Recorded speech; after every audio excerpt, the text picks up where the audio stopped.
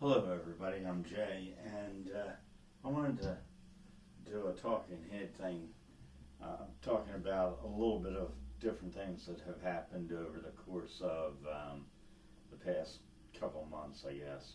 So, bottom line on the number one thing is I'm through 3 cycles of chemotherapy.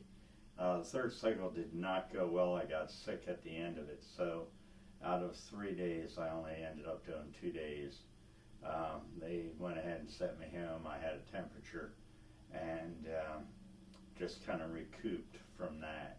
So I've got the fourth one coming up here shortly, and planning on getting through that the best I can.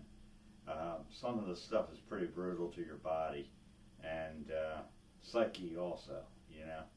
So get through that, and then I get into a routine of immunotherapy. And then in addition to that, because my hemoglobin is low, consistently low, they're going to be giving me hemoglobin on a regular basis during this period of time also.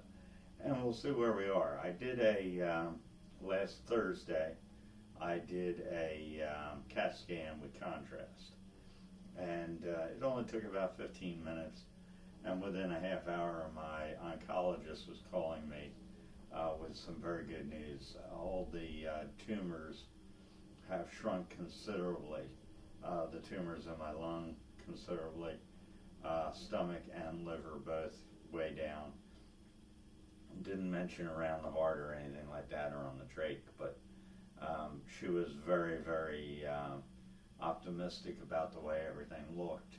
So we're going to continue with everything and keep forging ahead, because if I can get a year, you know, this is a joke in our house right now. I am terminal. But if we can get through a year or a year and a half, then I feel better about being around in the long run, maybe pushing for 2 years. So I'm 61. I feel like Humpty Dumpty because of my physique is all around my stomach and all my hair is falling out. And being Italian, hair is important to us. So anyway, that's number one, and I just wanted to give a quick health update. The second thing is, and you may see it here on the desk, is I broke into my piggy bank and I bought the High Bright 7-inch remote monitor for the Ronin 4D and the transmitter for it. Not only that, but I bought the unit for other cameras also for the RS3, and we're going to try it on different things, you know, see how that works. It's a very robust system. This is an incredible monitor, comes with a lot of stuff. So this is the part of the transmission combo kit, and I bought the flex cable, 4D flex cable, which allows you to take the camera head off of the chicken neck on the Ronin 4D and run it as a separate unit with a lossless cable. And of course I got unmic'd up and stuff like that. My strength is coming back a little bit. It's way too early to discuss where that's going to end up, but I'm kind of like designing different ideas based on the DJI Ronin. So I have a DJI drone semi-hard shell case sitting over here, and I put the body in that and walked around with it, and it was pretty cool. I was able, with the these hand grips on the head of the Ronin, with the Ronin in the backpack, it was really a lot easier to walk around and move fast, even with my equilibrium being a little off, you know. Tried that for a little bit. And then of course in studio, putting it on a tripod with a fluid head I actually built out my whole Edochrone Jib 1 motion control system the other day and put that head on it, and then looked at it and was like, why do I need that? I've got X and Y axis on this, so just put it on the tripod, and it's been working rather well that way. On top of that, I've got a lot of V-mount batteries, and the Rona 4D has a 12-volt side jack, and I've been messing around with playing with V-mount batteries, powering the unit instead of the Ronin batteries, which are fine, you know, they're good, but if you got a V-mount with, what is it, that Limo plug or whatever it is, that plugs in like a quick attach, it's cool to have that.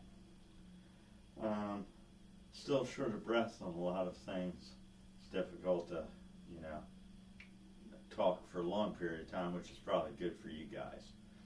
But thank you for stopping by to see this video, and there'll be more to come, I'm sure. Cleaned up the office a bit. There's a new lens in my repertoire, and that is an Artisan fisheye lens, which I'm shooting on, and that is a ultra wide fisheye lens, which gives me a lot of view into my tiny little office. So I'm not zoomed in on anything, and I've been cleaning it up, getting things readjusted, and we'll see where we go in regards to that. Over here, let me bring this in a little bit. Over here, you will notice, maybe, is this joystick HOTUS system and throttle quadrant back over here. This is going to be where my gaming system is. I've got the headset on the wall right there, getting ready to be hooked up to my Corsair 1, which is sitting on the floor right now, which is right over here.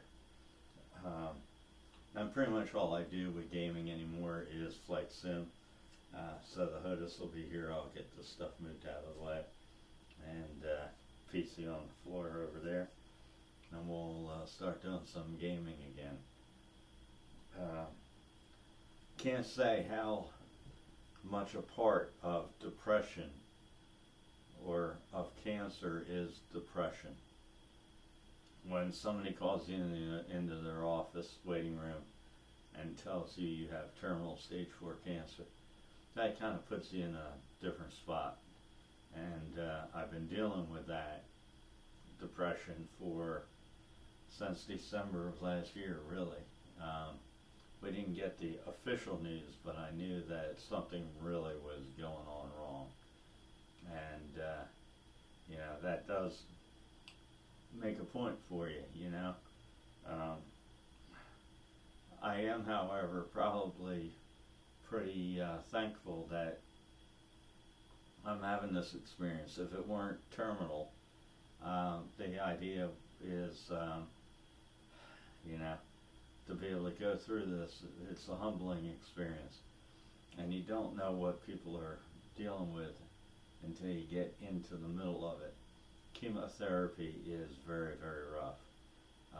I had a friend, third quarter of last year, 2022, pass away after doing some rounds of chemo, and he just couldn't, his body couldn't handle it, and he was a big guy, and it really makes me think of how lucky I am that I'm getting through this and the support that I have. So, you know, thank you all. I appreciate it. Have a great day.